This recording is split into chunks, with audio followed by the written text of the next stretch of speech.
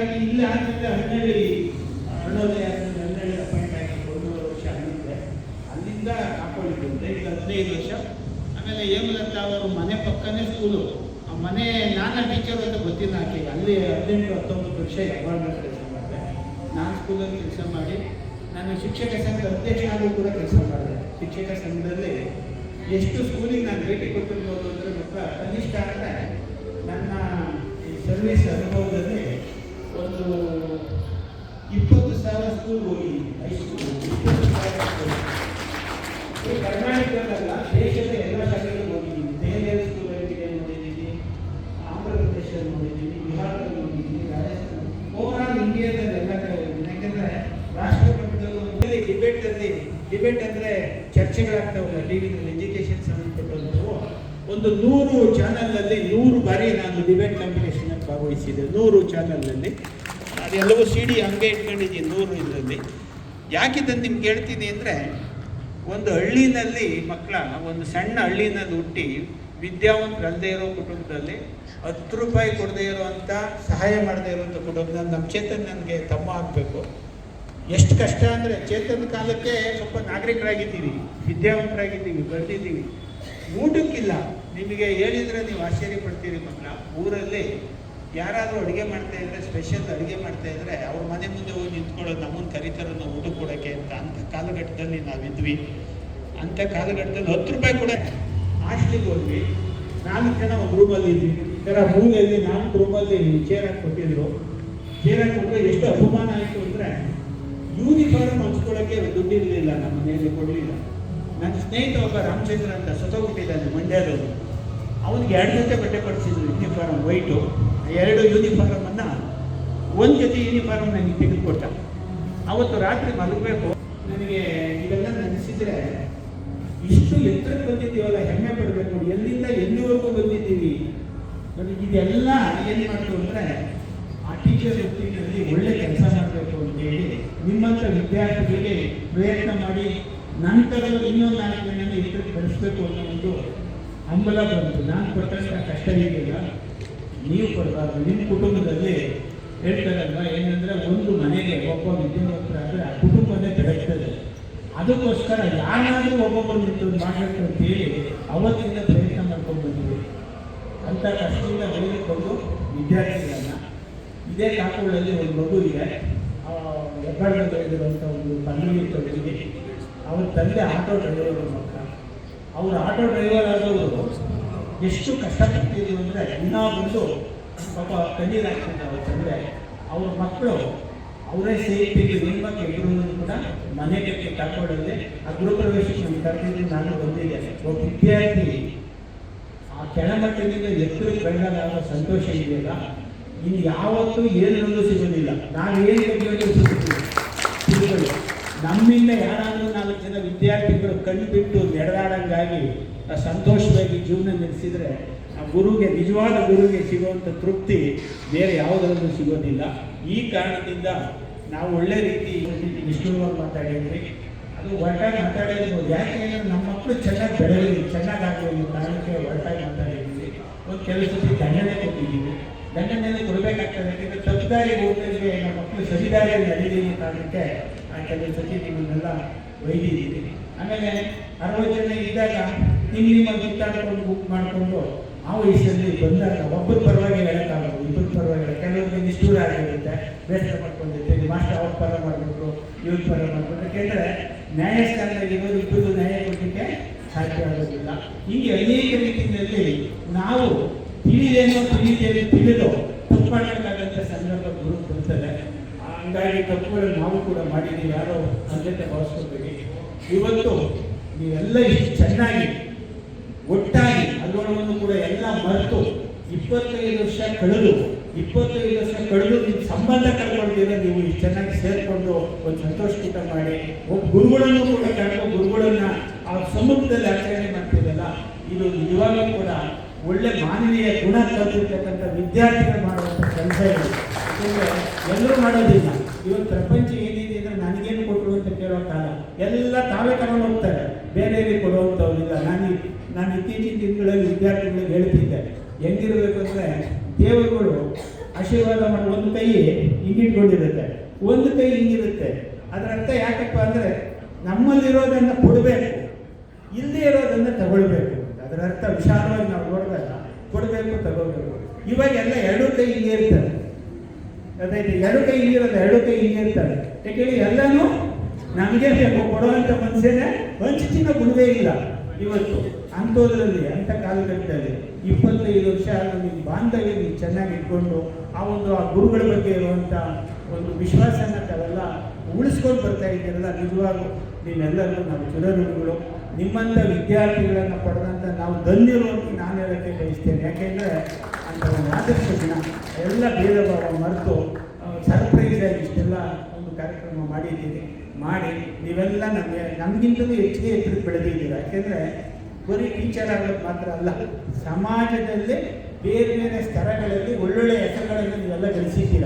ಎಲ್ಲರೂ ಬೇರೆ ಬೇರೆ ಥರದಲ್ಲಿ ಶ್ರೇಯಸ್ಸನ್ನು ಪಡ್ಕೊಂಡಿದ್ದೀರ, ತಮ್ಮದೇ ಆದಂಥ ರೀತಿಯಲ್ಲಿ ಕೀರ್ತಿಯನ್ನು ಗಳಿಸ್ತಾ ಇದ್ದೀರ. ಎಲ್ಲವೂ ಬೇಕು ಸಮಾಜದಲ್ಲಿ, ಪರಿಸರದಲ್ಲಿ ಎಲ್ಲ ಇದ್ರೆ ಮಾತ್ರನೇ, ಬರೀ ಒಂದೇ ರಂಗದಲ್ಲಿದ್ದರೆ ಆಗೋದಿಲ್ಲ. ಹಂಗೆಲ್ಲ ಪಡ್ಕೊಂಡಿದ್ದೀರ. ಅಷ್ಟೆಲ್ಲ ಇದ್ರೂ ಕೂಡ ಇನ್ನೂ ಹಳೆ ಸಂಪ್ರದಾಯನ ಗುರುಗಳನ್ನು ಜೊತೆ ಬೆರಿಬೇಕು, ಅವರ ಆಶೆ ಮಾತುಗಳನ್ನು ಕೇಳಬೇಕು ಅಂತ ನಮಗೆ ಕರೆದಿದ್ದೀರ. ತುಂಬ ಸಂತೋಷ ಆಯಿತು. ಏಮ ಅಂತ ಹೇಳ್ತಿದ್ದು ನಮ್ಮ ಅಚ್ಚುಮೆಚ್ಚಿನ ಗುರುಗಳು ನನಗೆ ಅಂತ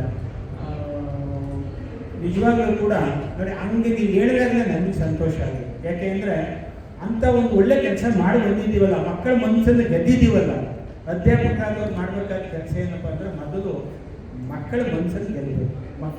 ಮಕ್ಕಳಿಗೆ ಇಷ್ಟವಾದ ರೀತಿಯಲ್ಲಿ ನಾವು ನಡ್ಕೋಬೇಕು. ಅದು ಅವರಿಗೆ ಸ್ಫೂರ್ತಿ ಬರುತ್ತೆ, ಅವ್ರು ಚೆನ್ನಾಗಿ ವಿದ್ಯಾಭ್ಯಾಸ ಕಲೀಲಿಕ್ಕೆ ಸಾಧ್ಯ ಆಗ್ತದೆ. ಅಂಥ ನಿಟ್ಟಿನಲ್ಲಿ ಇವತ್ತೆಲ್ಲ ಕರೆದು ನನ್ನ ಮಾತನ್ನು ಕೇಳಿದ್ದೀರಾ, ಯಾರು ಅನ್ಯತಾ ಭಾವಿಸ್ಕೋಬೇಡಿ.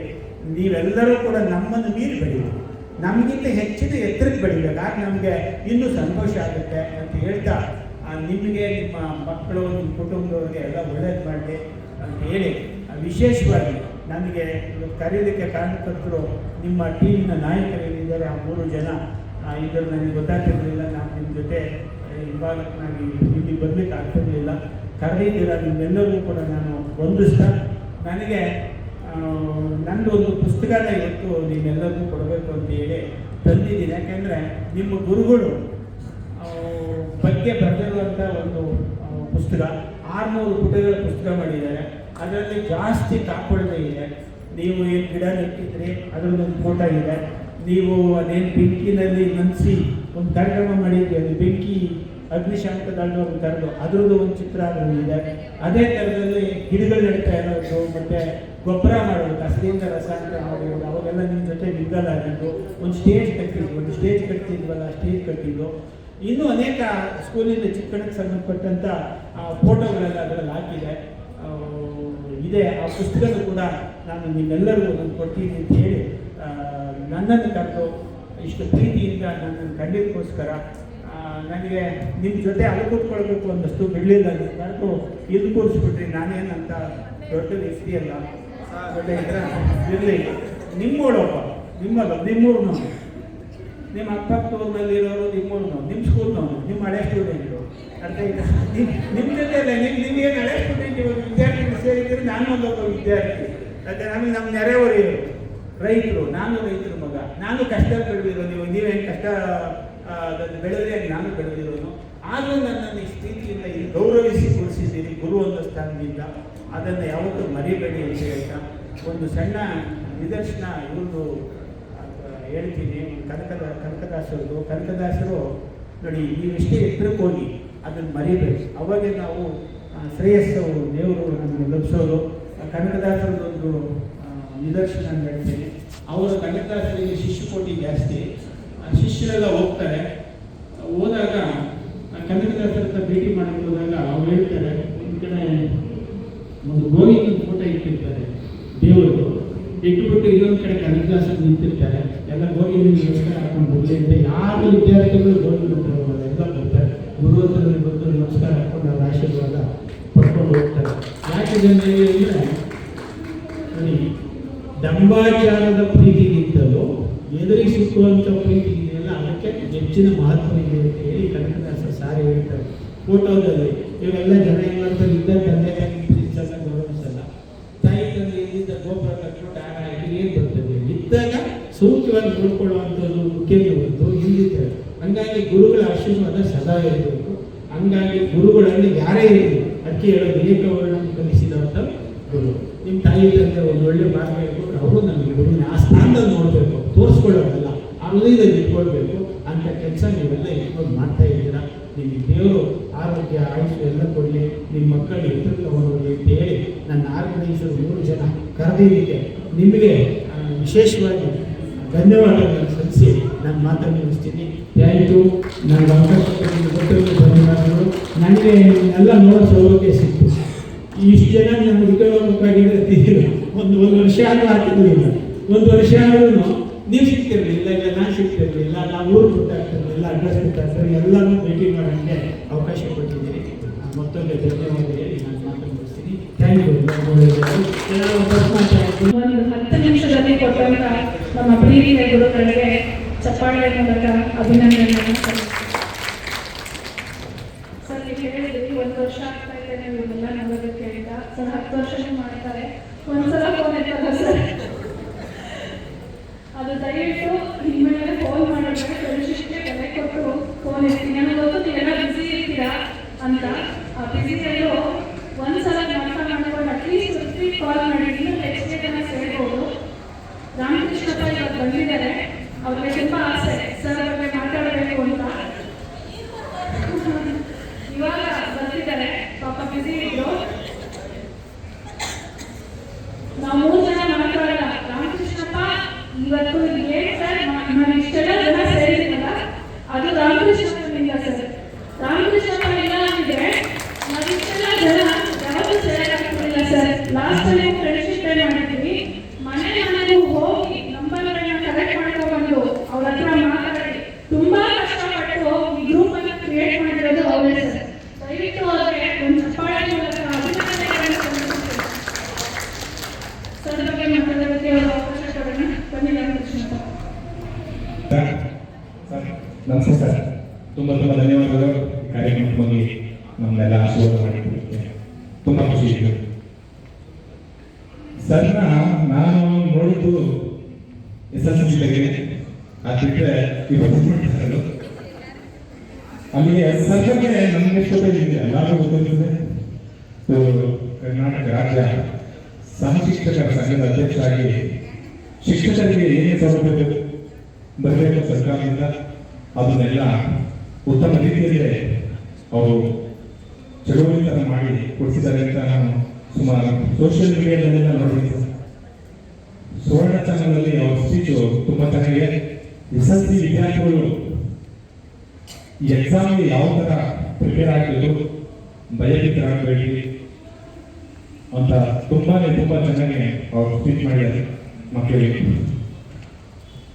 ತಂದೆ ತಾಯಿ ಆಶೀರ್ವಾದ ಎಷ್ಟು ಮುಖ್ಯನೋ ಗುರುಗಳು ಆಶೀರ್ವಾದವು ಅಷ್ಟೇ ಮುಖ್ಯ.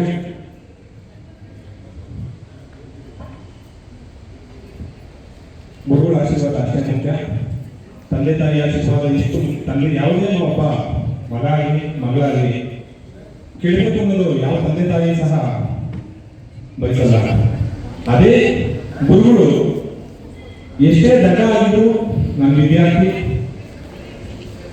ಮುಂದೆ ಓದಿನ ದಡ್ಡ ಆಗಿದ್ರು ಬದುಕಿನಲ್ಲಾದ್ರೂ ಜೀವನದಲ್ಲಾದ್ರೂ ಒಳ್ಳೆ ಯಶಸ್ಸು ಕಾಣಬೇಕು ಅಂದ್ಬಿಟ್ಟು ಗುರು ಅಂತ ಇರ್ತಾರೆ.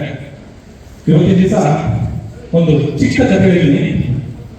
ಸುಮಾರು ಜನ ಈ ಕಥೆ ಕೇಳಿರ್ಬೋದು. ಗುರುರಾಜ್ ಕಥೆಗೆ ಅಂದ್ಬಿಟ್ಟು ಸೋಷಿಯಲ್ ಮೀಡಿಯಾದಲ್ಲಿ ಅವರು ಸ್ಪೀಚ್ನ ನಾನು ಬೇಜಾರಾದಾಗ ಕೇಳ್ತಾ ಇರ್ತೀನಿ. ಗುರುರಾಜ್ ಕರ್ಗೆ ಸರ್ ಅವರು ಅಭಿನಂದನೆ ಹೇಳ್ಬೋದು. ನಾನು ಒಬ್ಬ ಪೆದ್ದ ಶಿಷ್ಯ ಗುರುಗೆ ಗುರುವಾದ ಕಥೆ ಅಂತ ಇದು ಸರ್. ಆಶ್ರಮದಲ್ಲಿ ಸುಮಾರು ಜನ ವಿದ್ಯಾರ್ಥಿಗಳು ಇರ್ತಾರೆ. ಗುರುಗೆ ವಯಸ್ಸಾಗುತ್ತೆ. ನನ್ನಿಂದ ಇನ್ನು ಆಶ್ರಮ ಮಾಡೋ ಶಕ್ತಿ ನನಗಿಲ್ಲ. ಆಶ್ರಮದಲ್ಲಿರೋ ಹುಡುಗರನ್ನ ಅವ್ರ ಪಾಡಿಗೆ ಅವ್ರನ್ನ ಕಳಿಸ್ತಾರೆ ಮುಂದೆ ಅಂತ ನಿರ್ಧಾರ ಮಾಡಿ ಎಲ್ಲ ಶಿಷ್ಯರನ್ನು ಕರೆದು, ನೀವು ಈ ಆಶ್ರಮದಲ್ಲಿರ್ತಕ್ಕಂಥ ಎಷ್ಟು ವಸ್ತು ನಿಮ್ಮ ಪಾಡಿ ನಿಮ್ಮ ಜೀವನ ನಡೆಸ್ಕೊಳ್ರಿ ಅಂತ ಗುರುಗಳು ಹೇಳಿ ಕಳಿಸ್ತಾರೆ. ಅಲ್ಲಿರ್ತಕ್ಕಂತಹ ಎಲ್ಲ ಬುದ್ಧಿವಂತರು ವಿದ್ಯಾರ್ಥಿಗಳು ಸಹ ಕೈ ಸಿಕ್ಕಂತ ದಡ್ಡ ವಸ್ತುಗಳನ್ನೆಲ್ಲ ತಗೊಂಡ್ಬಿಡ್ತಾರೆ. ಅದರಲ್ಲಿ ಒಬ್ಬನೇ ಒಬ್ಬ ದಡ್ಡ ಇರ್ತಾನೆ. ಆ ಗಡ್ಡ ಸೌದೆನೋ ಏನೋ ತಗೋದಕ್ಕೆ ಕತ್ತೆ ತಗೊಂಡೋಗಿರ್ತಾನೆ. ಇವರೆಲ್ಲ ತಗೊಂಡೋದ್ಮೇಲೆ ಅವನು ಬಂದು ಮಾಸ್ಟರ್ ಹತ್ರ ಹೇಳ್ತಾನೆ, ಮಾಸ್ಟರ್ ಗುರುಗಳ ಹತ್ರ ಹೇಳ್ತಾನೆ, ನಾನು ಎಲ್ಲೂ ಹೋಗಲ್ಲ, ನನಗೇನು ಗೊತ್ತಿಲ್ಲ, ನನಗೆ ವಿದ್ಯೆ ಗೊತ್ತಿಲ್ಲ, ಬುದ್ಧಿ ಗೊತ್ತಿಲ್ಲ, ನಾನು ಎಲ್ಲೂ ಹೋಗಲ್ಲ. ಇಲ್ಲ, ನೀನು ಹೋಗ್ಬೇಕು ಅಂದ್ಬಿಟ್ಟು ಗುರುಗಳು ಅವನು ಕಳ್ಳ ತರನೇ ಕಳಿಸ್ತಾರೆ. ಅವ್ನು ಹೋಗ್ಬೇಕಾದ್ರೆ ಮತ್ತೆ ವಾಪಸ್ ಕರೆದು ನೀನೇನ ಇಲ್ಲಿರೋ ವಸ್ತುಗಳು ಬೇಕಾದ್ರೆ ತಗೊಂಡೋಗು ಅಂತ ಹೇಳ್ತಾರೆ. ಅವ್ನು ಏನು ಅಂತಿದ್ರು ಏನಿಲ್ಲ, ಎಲ್ಲ ದರ್ಶನ ಮಾಡ್ತಿರ್ತಾರೆ. ಲಾಸ್ಟಿಗೆ ಕಟ್ಟೆ ನೋಡ್ಕೊಂಡು ಹೋಗ್ತಾರೆ. ಅವನು ಕಟ್ಟೆನೆ ತಗೊಂಡು ಹೋಗ್ತಾ ಇರ್ತಾನೆ. ಹೋಗ್ತಾ ಹೋಗ್ತಾ ಹೋಗ್ತಾ ಕಟ್ಟೆ ತಗೋತಾರೆ. ಅಯ್ಯೋ, ನಮ್ಮ ಗುರುಗಳು ಕೊಟ್ಟಿದ್ದು ಇದೊಂದು ಕತೆ, ಇದು ಒಳ್ಳೆದಲ್ಲ ಅಂದ್ಬಿಟ್ಟು ಅಲ್ಲಿ ರೋಡನ್ನು ಎಲ್ಲಿ ಸಹಿತೋ ಅಲ್ಲೇ ಗುಂಡಿ ತೊಳೆದು ಮುಚ್ಚಿಬಿಟ್ಟು ಪೂಜೆ ತಿಥಿ ಯಾಕಂದ್ರೆ ಅಣ್ಣ ಅಪ್ಪ ಅಂದ್ಕೊಂಡು ತಿಥಿ ಮಾಡ್ತಾನೆ. ಯಾರೋ ಒಬ್ಬ ಹೋಗ್ತಾ ಇರ್ತಾರೆ ದಾರಿಗೆ, ಓ ಏನೋ ದೇವಸ್ಥಾನ ಇದೆ, ಏನೋ ಪೂಜೆ ಮಾಡಿದ್ದಾರೆ, ಇವಾಗ ನಮ್ಮ ಸುಮಾರು ದಿನಗಳಿಂದ ಅಂದ್ಕೊಂಡಿದ್ದು ಕೆಲಸ ಇವತ್ತಾದ್ರೆ ಆಗಪ್ಪ ಅಂದ್ಬಿಟ್ಟು ದೇವಸ್ಥಾನ ಇರ್ಬೇಕು ಇವ್ರು ಕೈ ಮುಕ್ಕೊಂಡು ಹೋಗ್ತಾರೆ. ಅವನಿಗೆ ಕೆಲಸ ಆಗುತ್ತೆ. ಸಕ್ಸಸ್ ಆದ್ಮೇಲೆ ಬಂದವ ಚಿಕ್ಕದ ಗುಡಿ ಕಟ್ಟಾಗಲ್ಲ, ಯಾರು ನಾಳೆ ಹೋಗ್ತಿರೋರು ತಿರ್ಗ ಮಾನವ ದಿವಸ ಬರ್ತಾನೆ. ಅವನು ಇನ್ನೊಬ್ಬರಿಗೆ ಹೇಳ್ತಾನೆ, ಈಗ ಆಯ್ತು ಒಳ್ಳೆಯ ಅಂತ. ಆ ಒಳ್ಳೆಯ ಹಂಗೆ ಜನರಿಂದ ಜನಕ್ಕೆ ಬೆಳೆದು ಅದೊಂದು ದೊಡ್ಡ ದೇವಸ್ಥಾನನೇ ಆಗೋಗುತ್ತೆ. ಒಂದು ಭಕ್ತಿ ಪೀಠದ ದೊಡ್ಡ ಒಂದು ಆಶ್ರಮನೇ ಆಗೋಗುತ್ತೆ. ಎಲ್ಲೆಲ್ಲಿ ಕೇಳಿದ್ರು ಅದು ಇವಾಗ ಧರ್ಮಸ್ಥಳ, ಈ ತಿರುಪತಿ ಹೀಗೆದ್ದು ಬೆಳೆದಿರುತ್ತೆ. ಗೊಬ್ಬ ವಯಸ್ಸಾಗುತ್ತೆ. ಅವರು ಪುಣ್ಯಕ್ಷೇತ್ರಗಳನ್ನ ತಿಳ್ಕೊಂಡು ಬರ್ತಾ ಇರ್ತಾರೆ. ಬರ್ತಾ ಬರ್ತಾ ಯಾವುದೋ ಒಂದು ಜಾಗ ಬರ್ತಾರೆ. ಇಲ್ಲೊಂದು ಪುಣ್ಯಕ್ಷೇತ್ರ ಇದೆ, ಇಲ್ಲಿ ಹೋದ್ವಿ ಅಂತ ಯಾರು ಹೇಳ್ತಾರೆ. ಅಲ್ಲಿ ಹೋದ್ರು 3 ಸೈದ್ರು ಪುಣ್ಯಕ್ಷೇತ್ರ ಊಟ ಮಾಡಿದ್ರು. ಯಾರು ಗುರುಗಳು, ಇಲ್ಲಿ ನಮ್ಮ ಗುರುಗಳವ್ರೆ, ಅವ್ರ ಒಂದ್ಸರಿ ಭೇಟಿ ಮಾಡ್ರಿ, ಅವ್ರ ಆಶೀರ್ವಾದ ತಗೊಳ್ರಿ ಅಂತ ಹೇಳ್ತಾರೆ. ಯಾರೋ ಒಂದಿರೋ ಜನ. ಅವರು ಒಂದು 2 ದಿವಸ ಕಾಯಿ ವೆಯ್ಟ್ ಮಾಡಿದ್ರು ಅವ್ರ ಗುರುಗಳಿಗೆ ದರ್ಶನ ಸಿಗಲ್ಲ. ಎಲ್ಲಿ ಆ ಶಿಷ್ಯ ಪೀಠಾಧ್ಯಕ್ಷ ಆಗ್ಬಿಟ್ಟಿರ್ತಾನೆ. ಯಾರು ದಡ್ಡ ಪೀಠಾಧ್ಯಕ್ಷ ಆಗ್ಬಿಟ್ಟಿರ್ತಾನೆ. ಆಮೇಲೆ ಗುರುಗಳು ಹೋಗಿ ನೋಡ್ತಾನೆ. ಗುರುಗಳು ನೋಡಿದಾಗ ಇಲ್ಲಿ ನಾವು ಹೆಚ್ಚಿಗೆ ಗುರುತಿಸ್ತೀವಿ, ಅವರು ಸಾವಿರಾರು ಲಕ್ಷಾಂತರ ಜನ ವಿದ್ಯಾರ್ಥಿಗಳು ಸೃಷ್ಟಿ ಮಾಡಿರೋರು. ನಾವು ಹೆಚ್ಚಿಗೆ ಗುರುತಿಸ್ಬೋದು, ಅವರು ನಮ್ಮನ್ನು ಗುರುತಿಸಕ್ಕೆ ಸಾಧ್ಯ ಇಲ್ಲ. ಅಂದ್ರೆ ಅದು ಮುಖಚರಿ, ನಮ್ಮ ಮುಖಚರಿ ಚೆನ್ನಾಗಿರುತ್ತೆ. ಬಟ್ ನಮ್ಮ ಹೆಚ್ಚಿಗೆ ನಾವು ಅವತ್ತು ಗುರುತಿಸ್ತೀವಿ, ಇವತ್ತು ಗುರುತಿಸ್ತೀವಿ. ನಮ್ಮಂತ ಲಕ್ಷಾಂತರ ಜನ ಅವ್ರನ್ನ ಸೃಷ್ಟಿ ಮಾಡಿ ಬೆಳೆಸಿ ತರ ಕೆತ್ತಿರ್ತಕ್ಕಂಥವ್ರು ಇವರು. ಅಲ್ಲಿ ಗುರು ಶಿಷ್ಯನ ಕಂಡಿಡಿಯಲಾಗಿಲ್ಲ, ಶಿಷ್ಯ ಕಂಡಿಡಿದು ನಮಸ್ಕಾರ ಆಗ್ತಾನೆ. ಯಾರಪ್ಪ ನೀವು ಅಂತ ಗುರು ಹೇಳಿದಾಗ ಹೇಳ್ತಾನೆ, ಸರ್ ನಾನು ನಿಮ್ಮ ಪೆದ್ದ ಶಿಷ್ಯ, ಹಿಂಗೆ ಬರ್ತಿದ್ದೆ, ಹಿಂಗೆ ಆಗೋಯ್ತು. ಅದಕ್ಕೆ ತಂದೆ ತಾಯಿಯವರ ಒಂದು ಆಶೀರ್ವಾದ ಮುಖ್ಯ. ಅವನಿಗೆ ವಿದ್ಯೆ ಇಲ್ಲ, ಬುದ್ಧಿ ಇಲ್ಲ, ಗುರುಗಳ ಆಶೀರ್ವಾದ ಕಾಪಾಡ್ತವನು.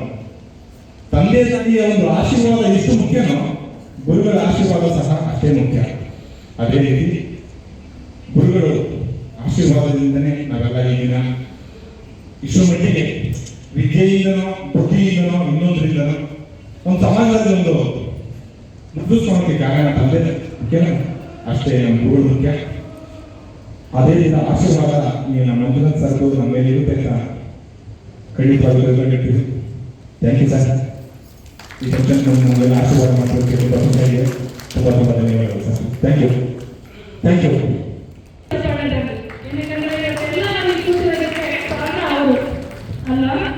Thank you so much Ramakrishnappa. ನಾವು ಯಾವತ್ತೂ ಈ ಫಂಕ್ಷನ್ ಏನೇ ಮಾಡಿದ್ವಿ ಅದಕ್ಕೆ ನಾವು ಚಿರಋಣಿಯಾಗಿರ್ತೀವಿ. ಯಾಕಂದ್ರೆ ನೀವು ಸ್ಟಾರ್ಟ್ ಮಾಡಿ ನಮ್ಗೆ ಇಲ್ಲಿವರೆಗೂ ಕರ್ಕೊಂಡ್ಬಂದ್ವಿ.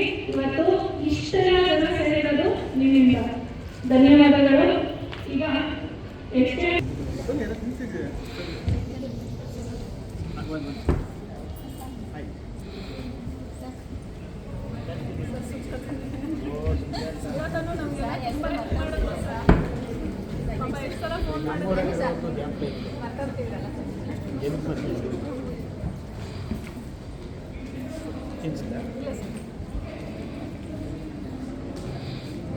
ಭಾಗ್ಯರೇಶ್